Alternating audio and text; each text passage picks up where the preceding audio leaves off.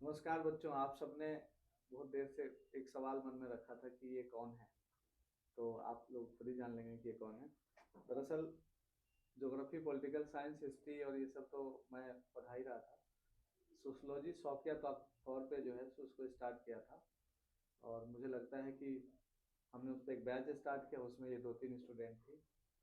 हमने अभी मीनाक्षी के बारे में पूछा तो बता रहे हैं कि वो भी कह रही कि क्वालिफाई तो कर ली है, बट अभी हम मिल नहीं पाए हैं। संजोग से काजल कानपुर से आई थी हमारे पास, और इन्होंने बहुत कम समय में कोर्स को किया। एग्ज़ाम से कुछ समय पहले कुछ प्रॉब्लम हुई थी, बताएंगे क्या हुआ था। तो फिर ये घर चली गई थी, लेकिन रिजल्ट फाइनल ये ले ही ली और 60% मार्क्स है। और अगर आप कह रहे हैं कि तैयारी अगर जैसे रहते यहीं पे लगातार तो जेआरएफ हो जाता है। अब ये जेआरएफ के लिए आई हैं फिर, तो बाकी की चीज़ें काजल खुद ही बताएंगे। अपना परिचय दे दीजिए, बताइए, कुछ पूछना होगा पूछ सकते हैं। मैं काजल विश्वकर्मा कानपुर से आई हूँ। और मैं एक्चुअली जेआरएफ और ये जॉब के लिए पर्पस से आई थी। बट उस टाइम मेरे मतलब फैमिली में थोड़ी सी प्रॉब्लम हो गई, इस वजह से मुझे जाना पड़ा था घर। फिर मैं वापस आई हूँ कि आरपीएससी का एग्ज़ाम है और जेआरएफ का एग्ज़ाम है, इसके लिए कि फिर से मेरी तैयारी दोबारा से स्टार्ट हो सके। बाकी मैंने नेट क्वालिफाई कर लिया है। और बस जो आप लोग पूछना। आपका टाइम टेबल क्या रहता था जब आप प्रिपरेशन करते थे? कितने घंटे पढ़ते थे आप? मैंने यहाँ का कभी बताएं, हाँ, पीजी हाँ, वगैरह कैसे। पीजी में ही रह के करा है सब कुछ तैयारी मैंने। बट मेरा कोई टाइम टेबल नहीं है, जब पढ़ने में आपका मन लगे। मेरा नाइट में ज़्यादा मन लगता है एक्चुअली। मैं रात के 2-3 बजे तक आराम से पढ़ सकती हूँ। ये रेगुलर स्टडी के बारे में पूछ रहे हैं कि रेगुलर हाँ, कितना टाइम लगभग देते थे, जब भी लगभग देते थे कितना टाइम देते 5 से 6 घंटे काफ़ी है आपका, बस मन लगा होना चाहिए उस बीच आपका। सब्जेक्ट कैसा था सोशियोलॉजी? सोशियोलॉजी बहुत अच्छा सब्जेक्ट है, आप पढ़ के देखो, उसमें आपको हिस्ट्री, पॉलिटिकल साइंस सब कुछ मिलेगा, आपका कुछ भी छूटेगा नहीं। सोशियोलॉजी सोशियोलॉजी मतलब समाजशास्त्र होता है, समाज की सारी चीजें मिलेंगी आपको। इसमें ज्यादा फैक्ट्स होते हैं या फिर कम समरी टाइप के क्वेश्चन आते हैं? फैक्ट वगैरह ज़्यादा हैं, थिंकर्स के अकॉर्डिंग पूछा गया सब कुछ है, मतलब इस थिंकर्स ने कैसे क्या बोला हुआ है उस पर ज़्यादा है फोकस। एक टॉपिक है रिश्तेदारी, नातेदारी। हाँ, विवाह। बताएंगे वो सारे रिश्तों के बारे में बता देंगे काजल। क्यों रखा गया है ना, हम्म। देवर भाभी का रिश्ता ऐसा ही क्यों रखा गया, जैसे हर रिलेशन है ना। उसपे इन लोगों को पढ़ाते समय ना बड़ा इंटरेस्टिंग था वो। और जितने लोगों का कॉन्सेप्ट पढ़ा था मैं तो शौकिया पढ़ा था उसको। फिर लगा कि देखते हैं कुछ बच्चों को पढ़ाने के दौरान और ज़्यादा अच्छे से आप काम करते हो ना, कुछ डिज़ाइन बनाना, क्रिएटिविटी करना। उस दौरान ये लोग आए थे और फिर एक प्रयोग तो हो चुका है कि उसको अच्छा पढ़ाया जा सकता है। बैच हमने रिजर्व कर रखा है कि आगे देखेंगे, अभी तो चल रहा है। नहीं और कुछ टीचर्स कुछ पूछना है? एग्जाम के 17 दिनों से पहले आपका मेंटल क्या रहता था कि अब मेरे 17 दिन रह गए तो मैं अब कैसे ये सवाल पूछ रहे हैं, अपना दुख रख रहे हैं। कुछ भी नया नहीं पढ़ना है, बस जो पढ़ना है, जो मैंने पढ़ा हुआ है, और जो छूट गया उसके बारे में भी नहीं सोचना है आपको कि अरे मैंने ये तो पढ़ा ही नहीं, ये तो पढ़ा ही नहीं, ये तो मेरा छूट गया। इसके बारे में कोई टेंशन नहीं। 15 दिन मतलब सिर्फ मैंने जो पढ़ा हुआ है पहले, और एग्जाम के एक दिन पहले तो मेरे हिसाब से तो बिल्कुल ही मत पढ़ो, थोड़ा चिल रहो कि हाँ अब जो होगा देखा जाए, क्योंकि 6 मंथ मैंने ऑलरेडी पढ़ रखा है। अब लास्ट मिनट पे ही टेंशन लेके पढ़ना, वो सारी चीजें, पुरानी चीजें सब भुला देता है। इसमें जो वेस्टर्न रिलेशन और इंडियन रिलेशंस दोनों के बारे में बताया है इसमें। हाँ। अब पूछो कैसे पढ़ाना हुआ। क्या क्या किए, कोचिंग बदल गया ना, मतलब एड्रेस अभी वहाँ गए। अपना एक्सपीरियंस बताओ काजल कि यहाँ आए तो क्या क्या सोच के आए, कैसे आए और क्या रहा, मिला क्या, हाइपोथेसिस में क्या था और थ्योराइजेशन प्रोसेस में थ्योरी में क्या मिला। हाँ, जब मैं कानपुर से आई हूँ ना एक्चुअली, तो बहुत छोटा सा टाउन है जो शुक्लागंज पड़ता है, उन्नाव साइड। तो मुझे नहीं लगा था कि दिल्ली में मुझे इतने अच्छे सर मिल पाएंगे, या मेरी गाइडेंस इतने अच्छे से हो पाएगी, कि मुझे गाइड इतने अच्छे से कोई इंसान कर पाएगा। वो सब मेरा बहुत अच्छा सा रहा सब कुछ। यहाँ पे लोग भी मुझे बहुत अच्छे अच्छे मिल गए हैं। उस बैच के टाइम पे भी पीजी में भी काफ़ी अच्छे लोग मिले, सपोर्टिव मिला, मतलब सब कुछ कि आपको सब कुछ सपोर्ट में ही मिल गया। खासियत क्या है अपने कोचिंग का कि जो एक दूसरे के सब कोऑपरेट करते हैं, फैमिली माहौल हाँ, क्या है वो फैमिली का आप? माहौल बहुत अच्छा है यहाँ पे। जैसे सर हैं, फैमिली एक सर ही एक फैमिली की तरह सब सबको रखते हुए हैं। ऐसे आपको कहीं नहीं मिलेगा कि हाँ, किसी ने ऐसे रखा हो आपको। हाँ, कुछ पूछ रहे थे, फरीदा कुछ पूछ रही थी। हाँ पूछो, खुल कर, तुम लोग पूछते नहीं हो ना, पूछना चाहिए। जैसे इसमें दो सब्जेक्ट है, एक तो पेपर फर्स्ट होता है नेट में, एक सेकंड होता है। जो सेकंड होता है वो अपने आप में ही बहुत बड़ा होता है। तो पेपर फर्स्ट के लिए फिर किस किस तरह से टाइम मैनेज करके आपने उसकी तैयारी की थी? मेन हमारा फोकस सब्जेक्ट के उस पे होना चाहिए कि जो हमारा सब्जेक्ट ज़्यादा हो, क्योंकि फर्स्ट पेपर क्या होता है, हर चीज़ से 5-5 क्वेश्चन, 2-2 3-3 क्वेश्चंस ही मिलने होते हैं। तो मैंने ज़्यादा फर्स्ट पे दिया है फोकस, लेकिन इतना ज़्यादा नहीं है जितना मैंने सब्जेक्ट को उठाया है कि हमारा सब्जेक्ट बहुत अच्छा हो जाए, क्योंकि वो 100 क्वेश्चन का होता है और उसी पे बेस पे हमारा पीजीटी और जितने भी एग्ज़ाम होते हैं वो सब्जेक्ट बेस पे ही ज़्यादा होते हैं। फर्स्ट पेपर आप पढ़ो, मतलब मुश्किल से 3 से 4 घंटे आप अपना फर्स्ट पेपर दे रहे हो, बहुत दे रहे हो।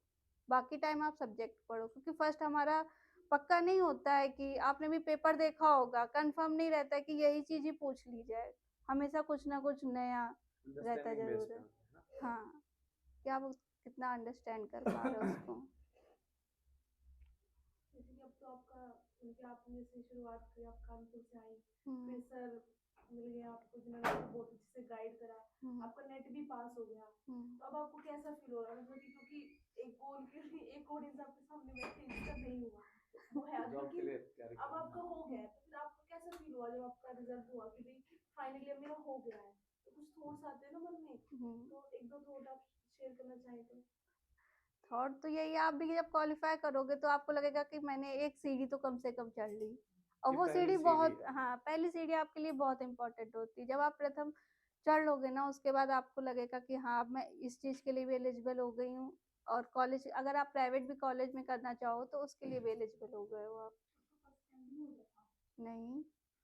ये एक्चुअली काजल के साथ ये है कि काजल पहले पढ़ाई की थी, गैप हो गया था लंबा, फैमिली कुछ प्रॉब्लम थी और उस वजह से दिक्कत हुई थी, तो काफी साल ये इसका ऐसे ही निकल गया बीच में ना, 2-3-4 हाँ, साल तो दो निकल ही गया। तीन साल ऐसे ही निकल गया था मेरा, फिर लॉकडाउन वगैरह भी तो लग गया तो उसमें लगभग भी। 4-5 साल का गैप कहा जाए तो हाँ। नहीं, हम्म, फिर उसके बाद इसने फिर स्टार्ट से किया। स्टार्ट किया है मैंने।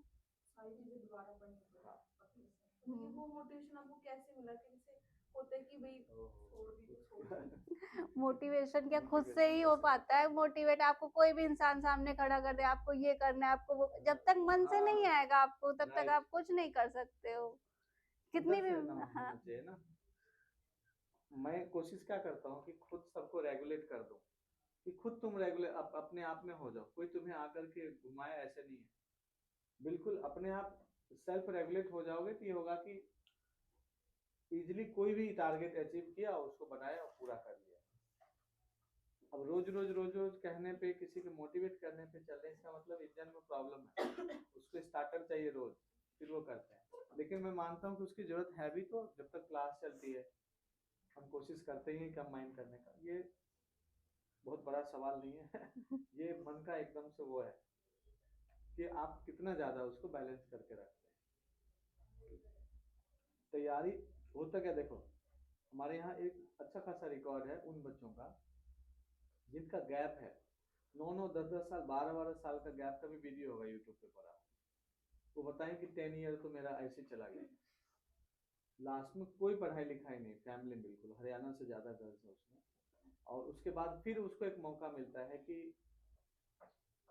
बच्चा 5 साल का हो गया है, 6 साल का हो गया है, अब स्कूल जाने लगा, अब घर वालों को लोग अब फ्री होके बैठ के घर पे क्या ही करेगी, तो वो स्कूल से जब तक आएगा तब तक तुम भी क्या करो, कुछ पढ़ना लिखना चाहते हो पढ़ लिख लो।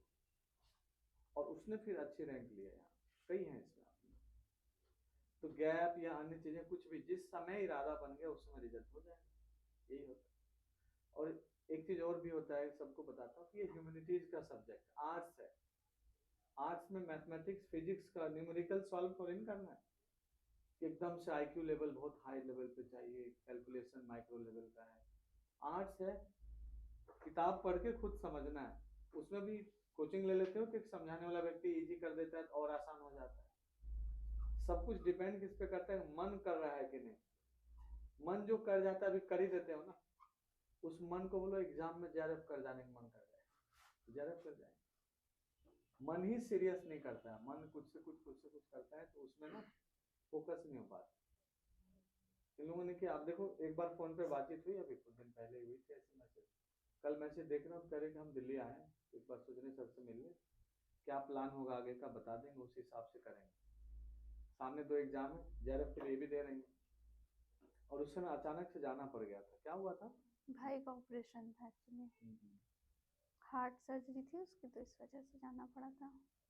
और पीजी यहीं सामने ही, बहुत मतलब कोशिश करके ही सब कुछ लिया गया था। ये भी चीज था, एक्सपेंसिव में नहीं रही है। काजोल का ये था कि हमें पढ़ना है, कोई एडजस्टमेंट करा दीजिए किसी तरह से। फिर हम लोगों ने बातचीत की, कविता और कुछ और बच्चे थे, फिर काजोल को सामने, और एक होता है कि मिनिमम चार्ज कोशिश की गई थी 4-4.5 हज़ार में पीजी मिल जाए, खुद से ही कुछ बना के खा लेती थी। एक ये सब चीजें स्ट्रगल रहा है, और वो शौक में इन्होंने किया, कभी भी एक एक्सक्यूज नहीं रखा, कभी भी टाइम से क्लास है, हर चीज है, और रिजल्ट भी लेके गए। जबकि 4-5 साल 6 साल का गैप हो जाए तो गर्ल्स के लिए बड़ा मुश्किल काम होता है। अपनी मम्मी के पास ही, मम्मी बहन की आई थी मेरे। तो एक चीज तो है कि मतलब एक अच्छा काम ये किया था कि जो लेने आई, ये और एक और अनुपमा आई थी कानपुर से, एमए एंट्रेंस के लिए। हाँ आई थी। वो भी देखो कि सीयूईटी में लगभग 10 यूनिवर्सिटी में टॉप 3 में रही। फाइनली उसका शौक था कि जेएनयू, सबसे लास्ट में जेएनयू का रिजल्ट है, उसमें भी टॉप 3 में, तो जेएनयू में फाइनली एडमिशन करा। इससे पहले जामिया हम करा लिए। उसके मतलब पिताजी बोले कि जामिया हम क्या करें, बोले एडमिशन डाल दीजिए, बट इसका जेएनयू हो जाएगा। वो बहुत ही बीमार हालत में एग्जाम दिए, बहुत ही बीमार, मतलब हीमोग्लोबिन की लेवल डाउन है, फीवर बहुत ज्यादा है, कानपुर में ही चली गई थी। फिर कोशिश करवा के बोले, वो भी किसी दिन आएगी मिलने, तो फिर पेपर दी है, तो जितना परफॉर्म होना चाहिए उससे कम था, तो बोली कि कम नंबर है मेरा, इतने में कैसे होगा। और मैं बोल रहा हूँ कि हो जाएगा, क्योंकि पेपर का लेवल हाई, तो पिछली बार से मेरिट डाउन ही जाएगा, अप नहीं जाएगा, और लगभग 60 मार्क्स के आसपास का गैप डाउन हो गया, तो अच्छा कर दिया वो भी। सब लोग कुल मिला के यही है फाइनली। काजल एक मैसेज यही देंगे कि हम लोग एक अच्छी जगह पे मिल गए, और कितने बच्चों से देखो मुंह पे क्या ही तारीफ करवाएंगे।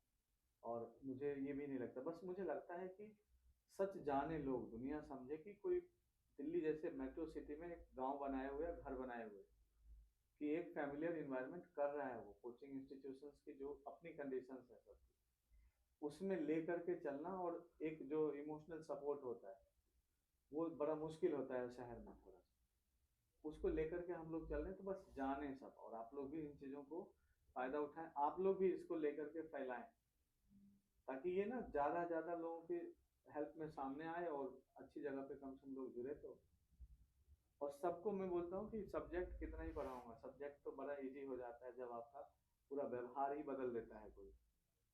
तो एजुकेशन का मेन पर्पज जो है ना कि टू चेंज द बिहेवियर, तो आपका बिहेवियर, आपका पर्सनालिटी, आपका थिंकिंग लेवल, आपका जीने का तरीका, वे ऑफ लाइफ जो है चेंज करना मेरा पहला मोटिव रहता है। वो जैसे धीरे धीरे चेंज होता है, सब्जेक्ट भी आपको असर करने लगता है। देखो सब अपना अपना रूटीन बदले हो ना, चेंज हो रहा है ना व्यवहार पहले से, जो घरेलू व्यवहार होता है, किसी का अपना अल्हड़पन होता है, लड़कपन होता है, चंचलता होती है, सबका एक बैलेंस करने की कोशिश कर, उसके साथ सब्जेक्ट का थोड़ा सा ज्ञान दे दो। कितना बड़ा, इतने लेवल पे कोई किसी को क्या ही पढ़ा ले, सब लोग पोस्ट ग्रेजुएट हैं तो उतनी समझ है, बस ओरिएंट करके आपको सिखाते हैं, उसके बाद एक अच्छा व्यक्तित्व बन के निकलते हैं। अब अभी गरिमा इससे पहले अभी प्ले कर रहे थे, आज आप भी आ जाइए, है ना, और क्या। तो अब ये सब उस टाइम के थे, अब आप देखो कि इनकी वीडियो, कोई नहीं आप ऐसे ही आ जाइए, कोई ऐसा नहीं है। हाँ। अभी मजा आ रहा पढ़ने में इनके साथ। अब काजल देखना कि आएगी पढ़ाएगी जब तक, तो लगेगा कि सही में व्यक्तित्व ही बदल दिया है। हम बाहरी टीचर भी आपके सामने रखते, ये स्टूडेंट ही रही है बट उसको भी रखे, लेकिन इनको भी रखे, तो ऐसे तो हल्का एक पीछे हो जाए, हाँ, इनको भी रखे, क्या चेंजमेंट यही लग रहा था ना कि बड़ा छोटी ही है, सारी चीजें ऐसी है, लेकिन क्या है कि जो एक ओरिएंटेशन होता है, मैच्योरिटी होती है, एक जो पर्सनालिटी में होना चाहिए ठहराव है, अच्छा दिख रहा था कि एक सीरियसनेस भी है, सब कुछ हंसी मजाक भी, हर चीज है, लेकिन जो एक कंप्लीट पर्सनालिटी चाहिए वो मिलने लगता है। और अभी ये पहला दूसरा पांचवा लेक्चर है, मैं बार बार बोलता हूँ जब भी कुछ बोलो कुछ अच्छा करो तो सोचो 100वां कितना बेहतर हो, और 1000वां पे तो कोई टक्कर नहीं ले।